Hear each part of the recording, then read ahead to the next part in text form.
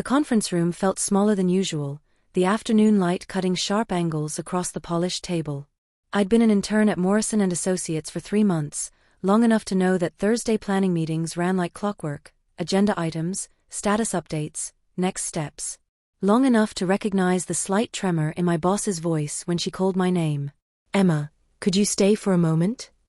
The other interns filed out, their chatter fading down the hallway.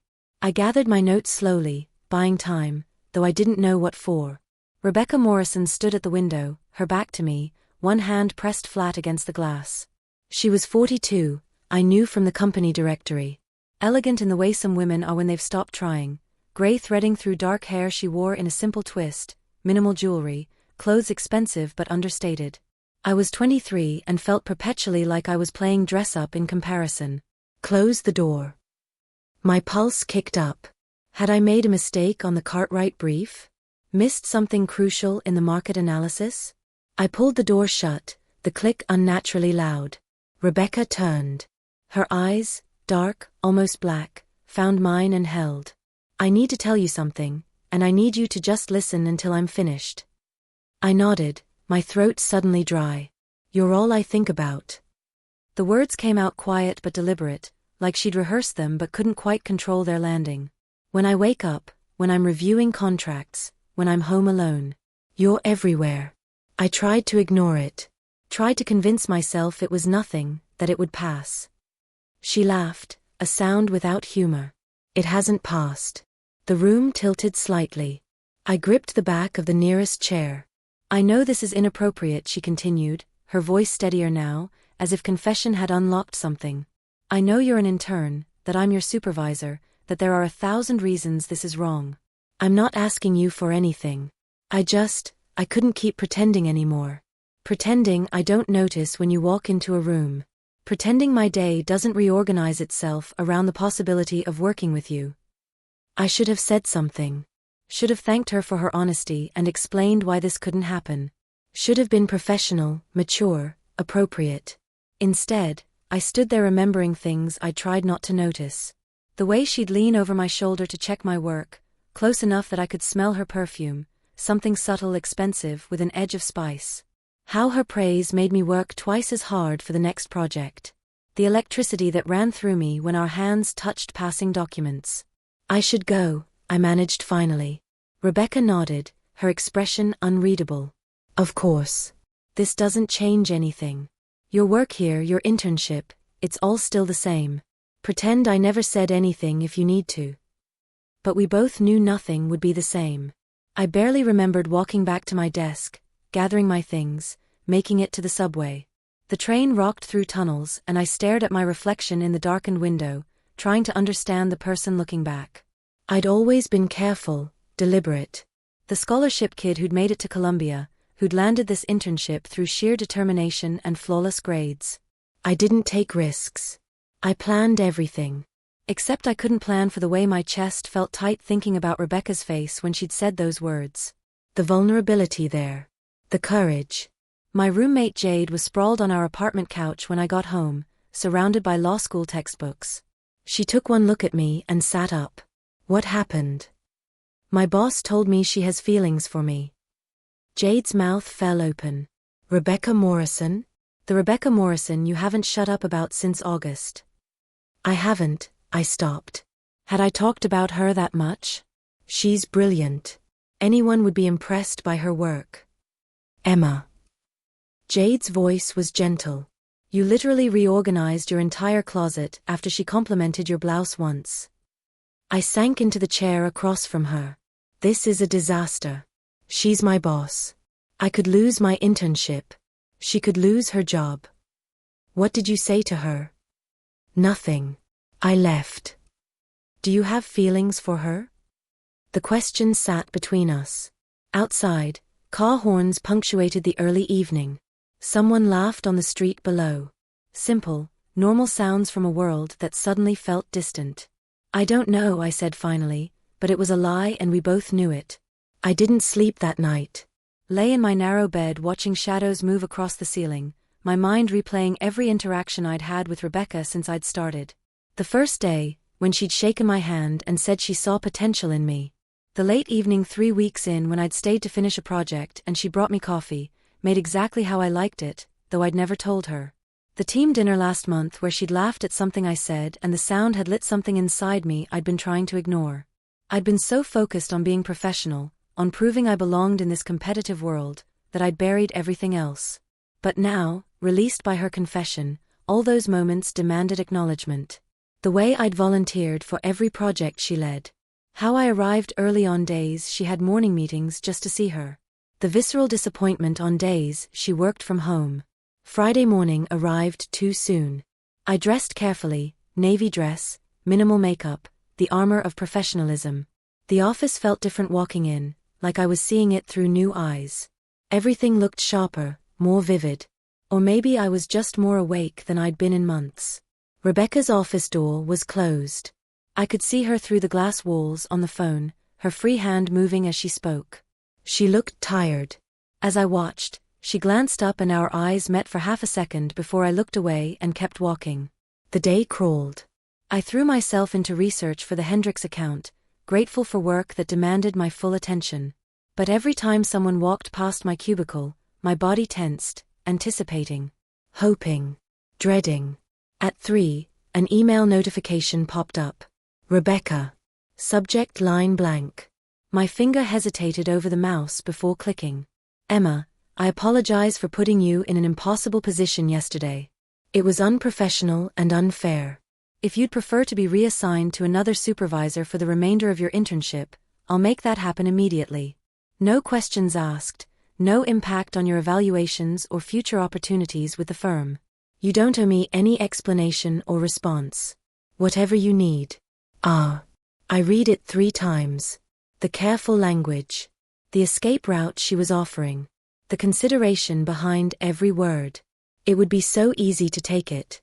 Transfer to another department, finish my internship, move on with my carefully planned life. I closed my laptop and walked to her office before I could talk myself out of it. She looked up when I knocked, surprise flickering across her face before she smoothed it away. Come in.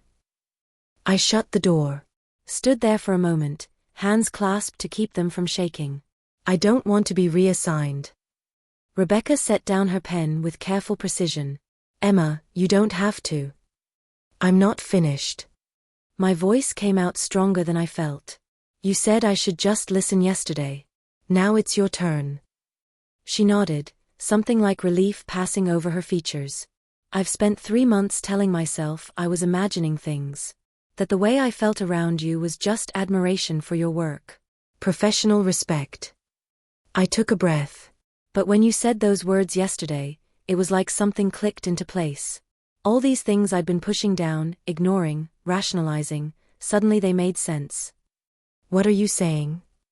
I'm saying you're not alone in this. In feeling, I gestured helplessly between us. Whatever this is.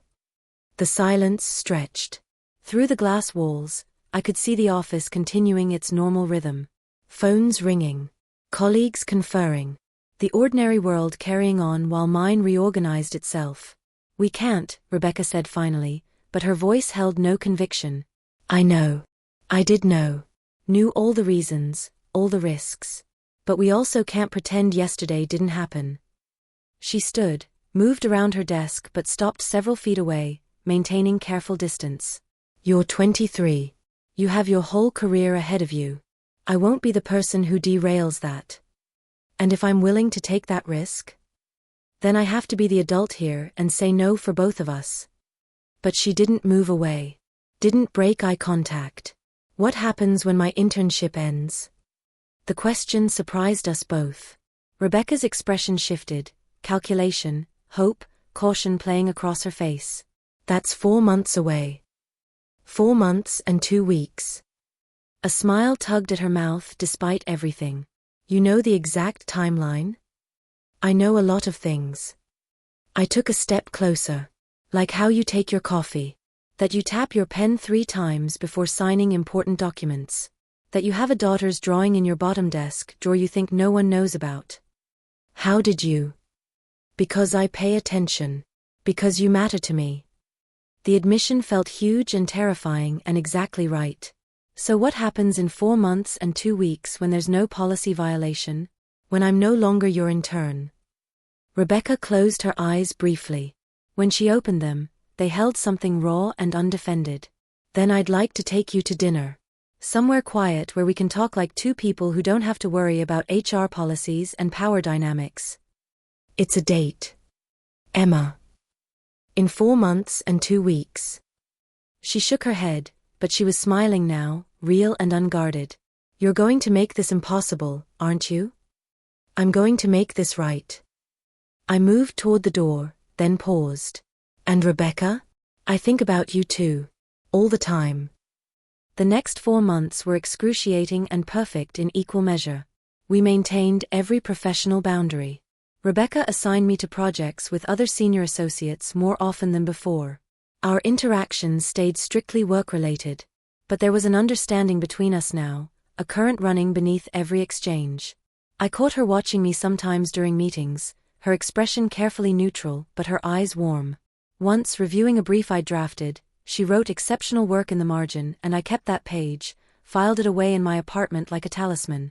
Jade became my confessor, listening to me dissect every interaction, every glance. You've got it so bad, she'd say, exasperated and amused. This is like watching someone try not to breathe. For months, I'd respond. It became my mantra. For months until everything changed. I threw myself into my work with renewed intensity, determined to prove I'd earned my place regardless of anything between Rebecca and me. My evaluations came back stellar. The hiring manager mentioned permanent positions opening up. I was building the career I'd always wanted, except now it was complicated by wanting someone else just as much. Winter settled over the city. I'd walk home through early darkness, breath fogging, and think about Rebecca in her own apartment across town. Did she think about me while making dinner? Did she lie awake wondering if we were making a terrible mistake or the best decision of our lives? The firm's holiday party arrived in mid-December. Optional but strongly encouraged attendance. I wore a dress Jade insisted on, deep green, more daring than my usual choices. When I walked into the hotel ballroom, Rebecca was near the bar talking to partners. She glanced over, and for just a second, everything else disappeared. Her lips parted slightly. I watched her remember to breathe. She wore black, simple and devastating. We didn't speak all evening except for one moment near midnight when the party was winding down and we both reached for the same coat from the rack. You look beautiful, she said quietly, so only I could hear. 2 months. Her hand brushed mine, deliberate and brief. I'm counting. January brought the final push of my internship. Projects to complete, evaluations to finish, decisions to make about my future. The firm offered me a permanent position, associate level, starting after a month off to reset. I accepted immediately. My last day was a Friday in early February. Gray and cold, the kind of winter day that makes you want to stay inside with someone you love. The office threw me a small celebration, cake, a gift card, handshakes and well wishes. Rebecca gave a short speech about my contributions, professional and appropriate, but when she handed me the customary firm gift, our fingers touched and held for just a second longer than necessary. We'll miss you, she said. I'll be back in a month. Still. Her eyes held mine. Tonight, though. You're free tonight. My heart kicked into a different rhythm. I'm free. There's a restaurant. Little place in the West Village. 8 o'clock. I'll be there. The day ended.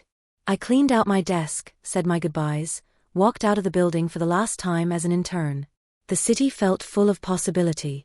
In exactly 4 hours, I'd see Rebecca as myself, not as her intern, not as an employee. Just Emma, meeting someone who mattered. I took my time getting ready.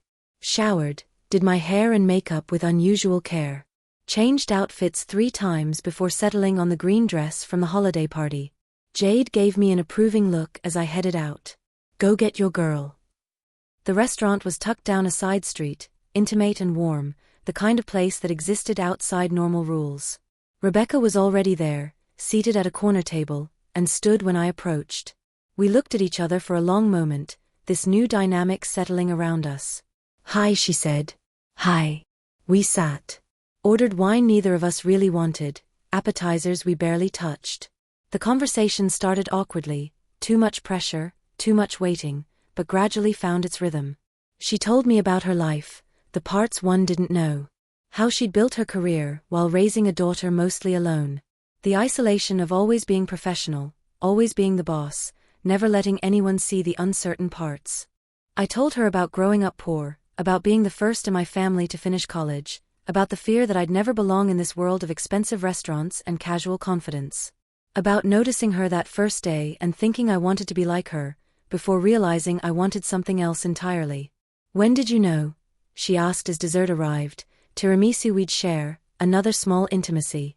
The night you brought me coffee. You'd remembered how I took it. Such a small thing, but it felt enormous. I took a breath. When did you? The day you challenged me in that meeting about the Davison strategy. Most interns would have stayed quiet, but you had a better idea and you weren't afraid to say it. You were right too. She smiled. I went home that night and realized I'd spent an hour just thinking about the way your mind works. It terrified me. And now? Now I'm here with you, breaking every rule I've followed for 20 years, and I've never been more certain of anything. She reached across the table. I met her halfway. Our fingers intertwined, and it felt like something that had always been true finally becoming visible. We talked until the restaurant closed, until the staff was politely stacking chairs around us. Outside, snow had started to fall, light flakes drifting through streetlight halos. We walked without destination, just the need to keep moving, to extend this evening as long as possible.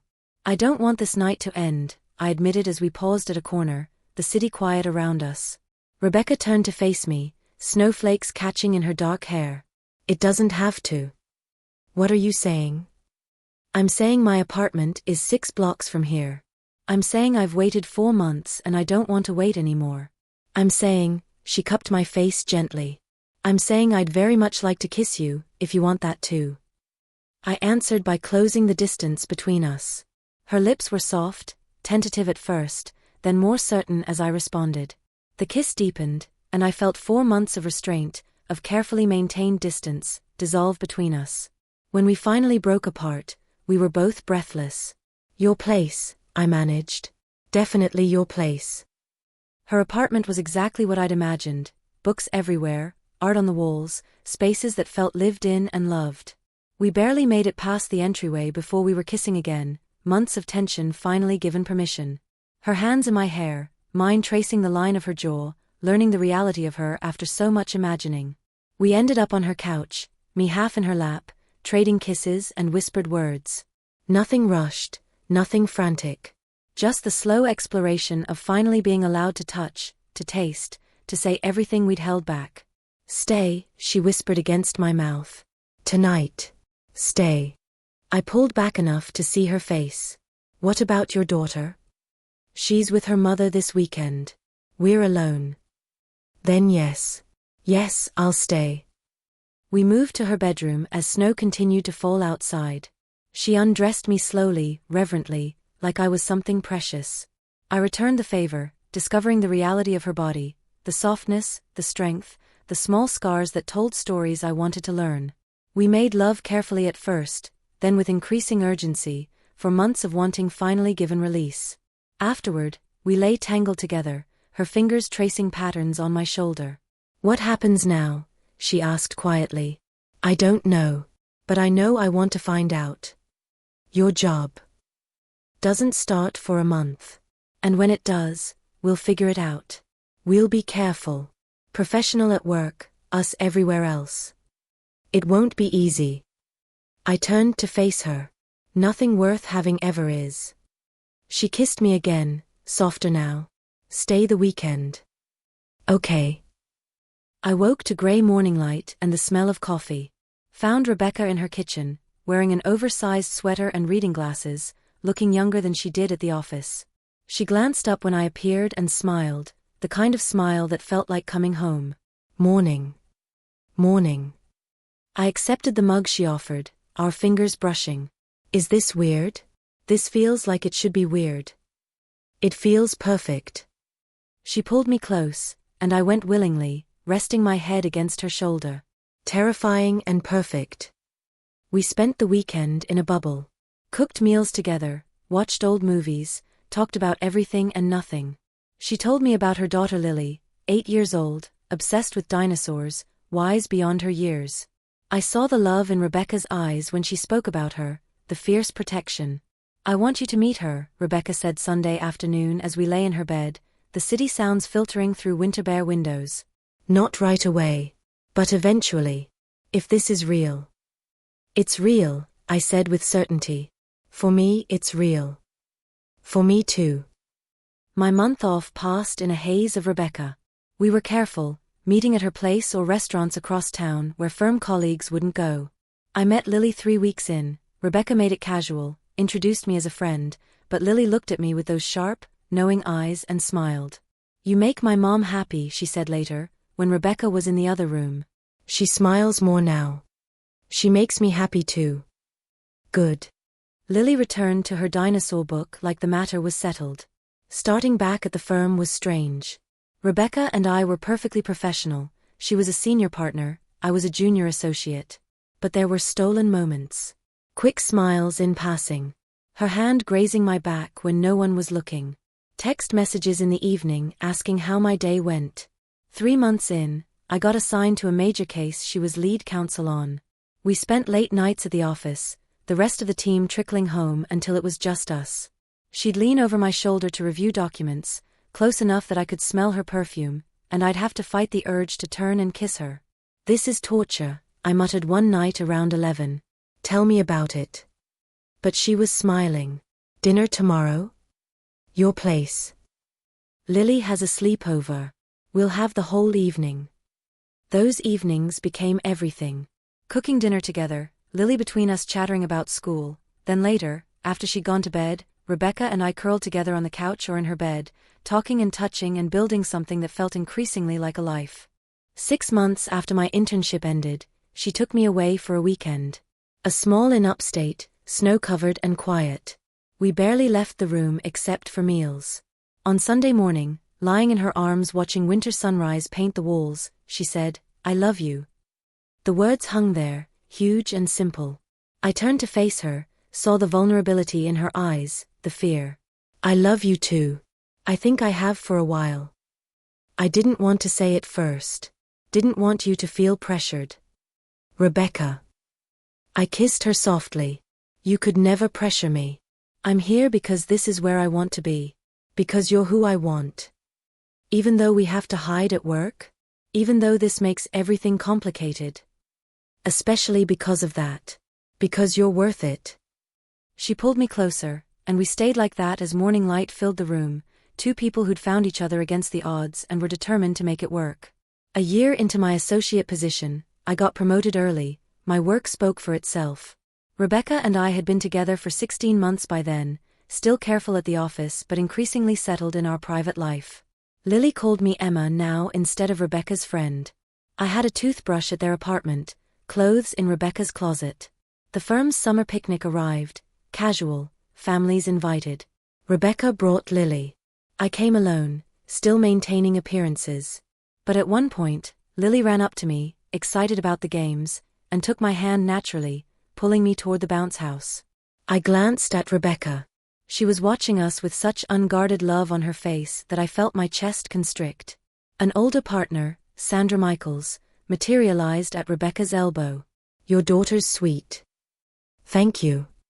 And the girlfriend's lovely too. I'm glad you're happy, Rebecca. About time. Rebecca's eyes widened. We haven't. Sandra patted her arm. Dear, I've been practicing law for 30 years. You think I don't recognize that look? Your secret's safe, but you might consider that it's not as secret as you think.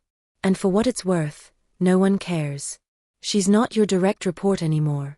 You're both adults. Live your life. That evening, Rebecca came to my apartment for the first time in months. I'd essentially moved into her place. She looked shaken. Sandra knows. What did she say? Rebecca recounted the conversation. I let her pace, let her process, then caught her hand. Hey, it's okay. What if everyone knows? What if we've been fooling ourselves? Then they know. And they haven't said anything because it's not a problem. I pulled her close. Maybe it's time to stop hiding. Are you sure? I thought about the past 16 months. The sneaking around, the careful distance at work. Then I thought about Sunday mornings with her and Lily, about the life we'd built in shadows, and how much stronger it would be in light. I'm sure. I love you. I love Lily. I want to be part of your life, all of it. Not just the parts we can hide. Rebecca kissed me, deep and certain. Move in with us. What? Move in. Officially. Get your name on the lease, bring all your things. Stop pretending you don't already live there. What about Lily? Lily asked me last week when you were going to live with us for real. She's 8. She knows. I felt tears prick my eyes. Yes. God, yes. We made it official the next month, me moving in, us going to the firm's Labor Day barbecue together as a couple. Some people looked surprised. Most didn't. Sandra winked at Rebecca across the buffet table. Life went on. Lily adjusted seamlessly to having 2 adults in her life. She'd ask me for help with homework, include me in her bedtime routine. One night, 3 months after I moved in, she looked up from her book and said, "Can I call you Mom too?" I glanced at Rebecca, stunned. She had tears in her eyes but nodded. If Emma's comfortable with it. I knelt by Lily's bed. I would be honored. Okay. Good night, Mom. She said it to me, then to Rebecca. Good night, Mama. Good night, sweetheart. That night, in bed, Rebecca held me as I cried. I never thought I'd have this, I whispered. A family. A home. Someone who chose me. I'll choose you every day, she said. For as long as you'll have me. 2 years after that conference room confession, I made partner. Rebecca had stepped back from her committee responsibilities to avoid any appearance of favoritism, but when the announcement came through, she was the first person I called. I'm so proud of you, she said, and I could hear tears in her voice. That evening, she came home with flowers and champagne. Lily had made a banner in crayon, "Congratulations, MOM Emma." We celebrated as a family, the 3 of us, and I thought about how impossible this would have seemed that day in Rebecca's office when she'd said I was all she could think about. What are you thinking? Rebecca asked later, after Lily was asleep and we sat on the couch with the last of the champagne. That I'm glad you were brave enough to say something. That day in your office. I was terrified. Me too. But you did it anyway. I took her hand. You gave us a chance. We gave us a chance. She kissed me softly. Best decision I ever made. Second best, I corrected. First was having Lily. Fair. She smiled against my mouth. But you're a close second. We sat there in the quiet of the home we'd built together, the family we'd chosen, and I felt complete in a way I never had before. There would be challenges ahead, there always were. But we'd face them together, these 3 women who'd found each other and decided to become something more. Outside, the city continued its endless motion. Inside, we were still content, exactly where we belonged.